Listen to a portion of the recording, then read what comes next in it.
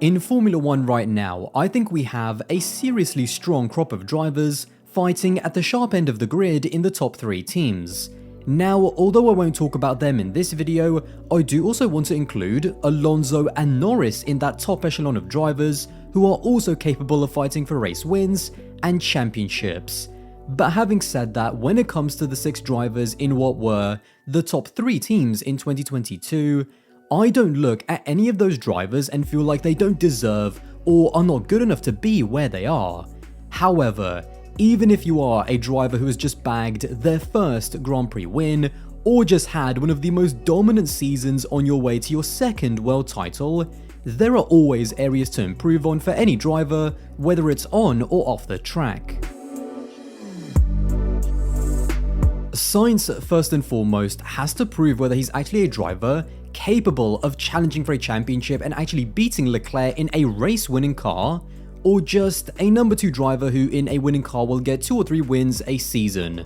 In a recent video, I've used the Mercedes example of saying that Sainz needs to prove whether he's the Russell to Lewis Hamilton or the Bottas to Lewis Hamilton.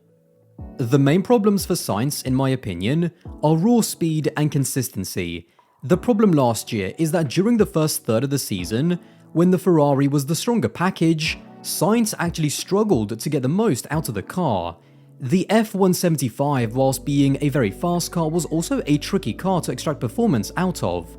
Now, to Sainz's credit, unlike Ricciardo, he was actually able to identify and work with his engineers to adapt to what he needed to do differently, and he was able to improve and get closer to Leclerc. But by the time he did that, especially whilst Leclerc was already challenging for race wins in every single race, it was already too late and he was never even close to catching Leclerc. As far as that early season stumble, which included a horrendous race in Australia as well, I can put it down to a new generation of cars and Sainz just taking longer to get up to speed compared to Leclerc.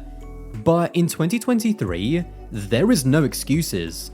If Sainz really is a championship caliber driver, he needs to show that he can outqualify Leclerc more often from the very first race, and more importantly, do it consistently. The truth is that we're going to find out if Sainz has improved in just the very first third of the season. The simple answer when it comes to Lewis is that he needs to try and cut out the small errors and small crashes that in a tight championship fight are even more costly. Although 2022 wasn't perfect, I think Lewis showed that he still has that raw speed, the consistency when everything is right, and also the desire to compete for a world championship. Even when he was forced down the field like in Spain and Monza, he produced some incredible drives to fight his way through the field, so in terms of pure performance, Lewis Hamilton is still Lewis Hamilton, and on his day unbeatable given a championship level car. The problem is that over the last 2 years, I have noticed that small errors and a few incidents are starting to creep into his driving. From silly mistakes like the brake magic button incident in Baku in 2021, to big incidents in which he was fully at fault, like the lap 1 crash with Alonso at Spa.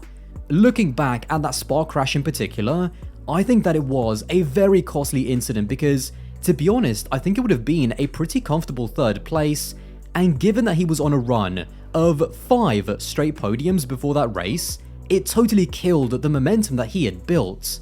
Now, I am not saying that Lewis is crash prone by any means, but when you set the astronomical standards that he has between 2017 and 2020, it's very easy to just dip below them, which I do think Lewis has.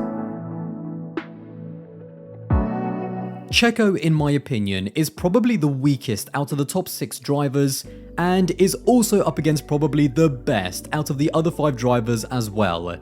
The truth is, if I were to seriously name all of the things that Checo needs to improve on to beat Max Verstappen over a season, this video would turn into a documentary. So instead, what I'm actually going to say is that Checo just needs to stay pragmatic and appreciate the position that he is in. No, he is never going to win a world championship, especially up against Max, but he is in a race-winning team, in a championship-winning team that will allow him to compete for race wins year after year, and when everything goes right, he can pick up 2, 3, or even more wins each season. If Checo mentally can accept that it's better to be a number 2 driver racing for a top team and fighting for race wins and earning a pretty decent amount, compared to maybe getting a podium in a midfield team, then I think mentally he'll feel more settled and just more relaxed. Checo needs to make sure that mentally he doesn't get frustrated. Of course, inside, as any driver should, he needs to believe in his own abilities and believe that he can beat Max Verstappen, but he also needs to remember that Max is Max. He needs to maintain that relationship inside the team instead of letting anything boil over, because I think that will backfire, putting more pressure on him, which ultimately will then start to affect his driving. For George, I think improving in wheel-to-wheel combat and trying to improve in qualifying are the two main areas. Last year, George had some pretty rough moments in wheel-to-wheel combat. Silly collisions like with Checo in France, taking Sainz out on lap 1 in Austin, and then the disaster class that was the Singapore Grand Prix. It's difficult to say how much of that was down to the tricky W13 and George just overdriving and pushing too much to get the most out of it, and how much of it was down to George being inexperienced with racing with drivers at the front. In qualifying, although George bagged his first pole position in Hungary, he actually had the lowest average qualifying position out of the top 6 drivers. And again, when we're talking about winning championships, and George Russell to me is absolutely a championship caliber driver, that's something that he's got to be better at, and up against one of the greatest qualifiers of all time, he has got the perfect benchmark with more experience now in 2023. Crashes. That's the number one problem that Leclerc needs to solve. Charles, in my opinion, on raw speed alone, is genuinely the quickest driver on the grid right now, but in the races he just needs to temper that speed slightly to avoid howlers like Imola and Paul Ricard.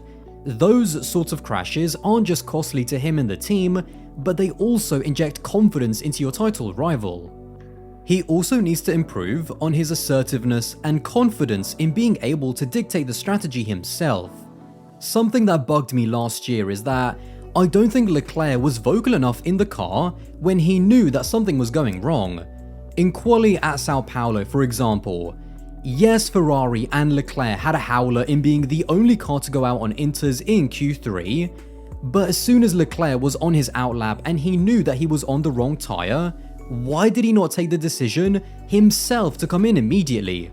He waited and waited to see what the team would say, and by the time they told him to box, he had gone past the pits and that was it. There is a fine balance between putting confidence in your team by always trusting them and having the ability to dictate the strategy yourself at the right moments. This is actually something that Sainz I think does better than Leclerc.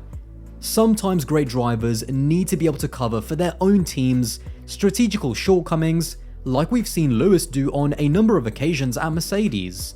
Leclerc has got all of the speed and all of the talent to be a world champion, but that doesn't mean that he can't add more tools to his armory. Even for the best driver in the world, there are always areas to improve. On-track Max is the benchmark in Formula 1, but last season, I do think that we saw a few cracks in his ability as a team leader. Max can beat Checo 9 times out of 10 with his eyes closed. Checo is in no way a threat to Max, and as we saw in 2021 and even during 2022, it definitely pays to have a teammate who is willing to go out of their way to help you in big moments. But what happened in Sao Paulo last season, with Max refusing to give Checo 6th place out of pure spite over something that might have happened in Monaco, I think that it was a premeditated miscalculation by Max. Holding grudges against a teammate who isn't even a threat to you at the expense of causing a rift in the team just isn't what good leaders do, because you never know what will happen the next time that Checo is asked to hold up a title rival during a title decider. It'll be very interesting to see if the events in Sao Paulo were just a one-off, or the first crack in what could become a spiky relationship. Although Max the driver has been close to flawless in the last few years, I think that Max, the leader, still has a little way to go.